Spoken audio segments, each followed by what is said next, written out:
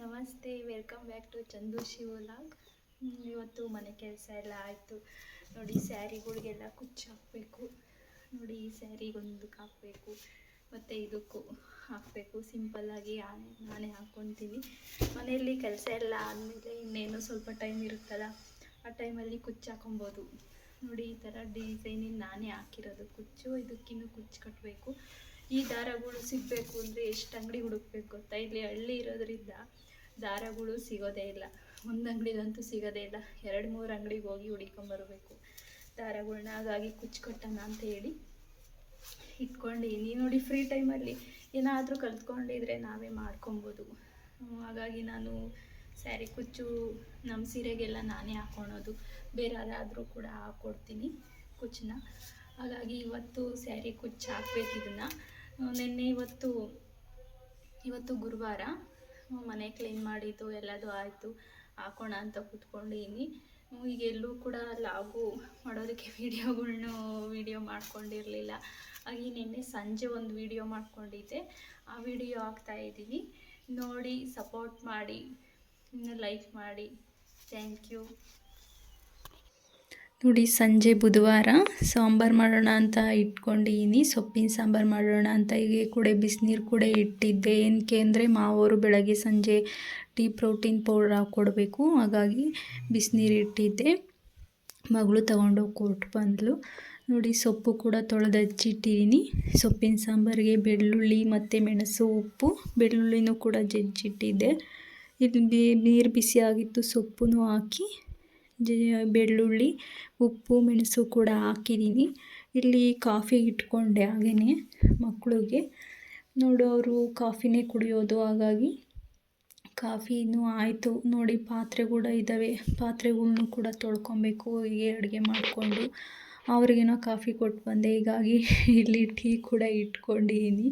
Coffee ಆದಮೇಲೆ tea, first ಬಿಸಿನೀರು, ಆಮೇಲೆ ಕಾಫಿ, ಆಮೇಲೆ ಟೀ ನೋಡಿ. ಮಕ್ಕಳು ಕೂಡ ತಗೊಂಡೋಗಿ ಇಟ್ಕೊಂಡು ಕೂತಿದ್ದಾರೆ ಕಾಫಿ ಕುಡಿಯೋದಕ್ಕೆ.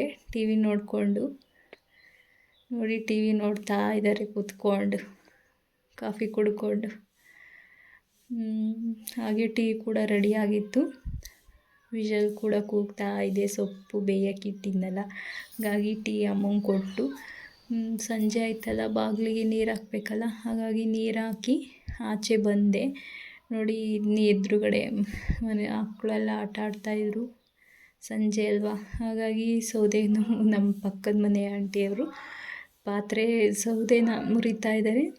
ಇವರು ಅಷ್ಟೇ ನೋಡಿ. ಸಂಜೆ ಆದಮೇಲೆಲ್ಲ ಸೌದೆ ಒಳಗಡೆ ತಗೊಂಡೋಗ್ತಾ ಇರ್ತಾರೆ. ಇವತ್ತು ನಾನು ಬೇಗ ತೊಗೊಂಡಿದ್ದೆ ಸೌದೆ ಇವತ್ತು. ಹಾಗೆ ರೈಸ್ ಮಾಡೋಕ್ಕೂ ಇಟ್ಕೊಂಡಿದ್ದೀನಿ. ಇದು ಏನಕ್ಕೆ ಅಂದರೆ ಆಮ್ಲೆಟ್ ಮಾಡೋಣ ಅಂತ ಹಚ್ಚಿಟ್ಕೊಂಡಿದ್ದೀನಿ. ಈರುಳ್ಳಿ ಎಲ್ಲ, ಕೊತ್ತಂಬರಿ ಕಾಯಿ, ಖಾರದ ಪುಡಿ ಮತ್ತು ಉಪ್ಪು, ಸೊಪ್ಪು ಕೂಡ ಬೆಂದಿತ್ತು. ಅದಕ್ಕೆ ಬೆಳ್ಳುಳ್ಳಿ ಮತ್ತು ಕೊತ್ತಂಬರಿ, ಖಾರದ ಪುಡಿ ಮತ್ತು ಹುಣಸೆಹಣ್ಣು ಹಾಕಿಟ್ಟು ಸಾಂಬಾರು ಮಾಡಿಕೊಂಡೆ. ಹಾಗೆ ಮುದ್ದೆಗೂ ಕೂಡ ಇಟ್ಕೊಂಡಿದ್ದೀನಿ.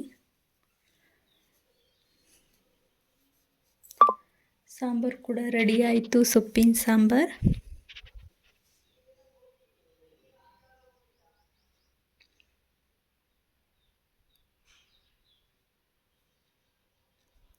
ಈ ಸಾಂಬಾರು ಆಯಿತು, ರೈಸ್ ಆಯಿತು. ಈಗ ಮುದ್ದೆಗೂ ಕೂಡ ಹಾಗೆ ಇಟ್ಕೊಂಡು ಮುದ್ದೆ ಮಾಡಿಕೊಂಡೇ ಆಮ್ಲೆಟ್ಟು ಮಾಡಿದೆ ನಾನು. ಬಿಸಿ ಆಮ್ಲೆಟೇ ಆಗ ಹಾಕಿ ಕೊಡ್ತೀನಿ. ಹಾಗಾಗಿ ಇದು ಇನ್ಸುಲಿನ್ನು. ಅವ್ರಿಗೆ ಶುಗರ್ ಇರೋದ್ರಿಂದ ಬೆಳಗ್ಗೆ ಸಂಜೆ ಇನ್ಸುಲಿನ್ ಕೊಡಬೇಕು. ಹಾಗಾಗಿ ಅವರೆಲ್ಲ ನೋಡಿ ಆಮ್ಲೆಟ್ಟು ಮಾಡ್ತಾಯಿದ್ದೀನಿ. ಅವ್ರಿಗೆಲ್ಲ ಊಟಕ್ಕಿಟ್ಟೆ. ಅವ್ರಿಗೂ ಫಸ್ಟ್ ಊಟ ಮಾಡುತ್ತಾ ಇದ್ದಾರೆ ನೋಡಿ. ಅವರು ನಮ್ಮ ತಾತ, ಅಮ್ಮ ಮತ್ತು ಮಗಳು. ಅವ್ರದ್ದು ಊಟ ಎಲ್ಲ ಆದಮೇಲೆ ಸಂಜೆ ಮನೆಯೆಲ್ಲ ಕ್ಲೀನ್ ಮಾಡಿ, ಅಂದರೆ ಅಡುಗೆ ಮನೆ ಕ್ಲೀನ್ ಮಾಡಿ ಪಾತ್ರೆ ಎಲ್ಲ ತೊಳೆದಿಟ್ಟಾದಮೇಲೆ ಸ್ವಲ್ಪ ಪುಳಿಯೋಗರೆ ಪುಡಿ ಇರಲಿಲ್ಲ. ಹಾಗಾಗಿ ಬೆಳಗ್ಗೆ ತಿಂಡಿಗೆ ಪುಳಿಯೋಗರೆ ಮಾಡೋದಕ್ಕೆ ಪುಡಿ ಮಾಡ್ಕೊತಾ ಇದ್ದೀನಿ. ಎಷ್ಟು ಅಂದರೆ ಫಸ್ಟು ನಾನು ಮೆಂತ್ಯ 1 ಸ್ಪೂನು, ಮತ್ತು ಸಾಸಿವೆ 1 ಸ್ಪೂನು, ಮೆಣಸು 1 ಸ್ಪೂನು, ಜೀರಿಗೆ ಮಾತ್ರ 4 ಸ್ಪೂನ್ ಹಾಕಿದ್ದೀನಿ. ಸ್ವಲ್ಪ ಎಣ್ಣೆ ಬಿಟ್ಟು ನೋಡಿ. ಇದು 4 ಸ್ಪೂನ್ ಜೀರಿಗೆ ಹಾಕಿದ್ರೆ ಅದ್ರ ಡಬ್ಬಲ್ ಹಾಕಬೇಕು, ಅಂದರೆ 8 ಸ್ಪೂನು ಧನಿಯಾ ಹಾಕಿದ್ದೀನಿ. ಕಮ್ಮಿ ಉರಿನಲ್ಲೇ ಬಿಸಿ ಮಾಡ್ಕೊಬೇಕು, ಸ್ವಲ್ಪ ಎಣ್ಣೆ ಹಾಕ್ಕೊಂಡು. ಮತ್ತು ಇದು ಕರಿಬೇವಿನ ಸೊಪ್ಪು ನೋಡಿ, ಇದನ್ನು ಚೆನ್ನಾಗೇ ಫ್ರೈ ಮಾಡಬೇಕು. ಕಮ್ಮಿ ಉರಿ ಇಟ್ಕೊಬೇಕು, ಸಣ್ಣ ಉರಿಲೇ ಉರಿಬೇಕು. ಎಷ್ಟು ಚೆನ್ನಾಗಿ ಉರಿತೀವೋ ಅಷ್ಟು ಸ್ಮೆಲ್ ಚೆನ್ನಾಗಿರುತ್ತೆ.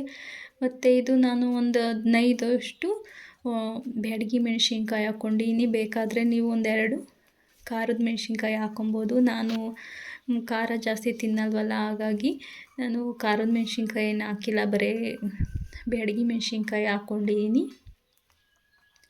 ಮೆಣಸಿನ್ಕಾಯಿ ಹಾಕಾದ್ಮೇಲೆ ಏನು ಜಾಸ್ತಿ ಉರಿಯೋದೇನು ಬೇಕಾಗಲ್ಲ,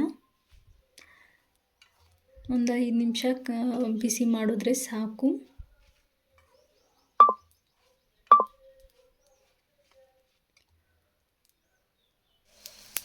ನೋಡಿ, ಇವಾಗ ಸ್ವಲ್ಪ ಅರಿಶಿಣದ ಪುಡಿ ಹಾಕ್ತಾಯಿದ್ದೀನಿ. ಇದೊಂದು ಸ್ವಲ್ಪ ತಣ್ಣಗಾದ್ಮೇಲೆ ಮಿಕ್ಸಿಗೆ ಹಾಕಿ ಇಟ್ಕೊಂಡು ನೋಡಿ, ಪುಡಿನೂ ಕೂಡ ರೆಡಿ ಆಯಿತು. ಮಾಡ್ಕೊಳೋದ್ರಿಂದ ಚೆನ್ನಾಗಿರುತ್ತೆ, ಪುಡಿನೂ ಕೂಡ ಹೆಲ್ದಿನೂ ಕೂಡ ಅಂತ ಹೇಳ್ಬೋದು. Thank you.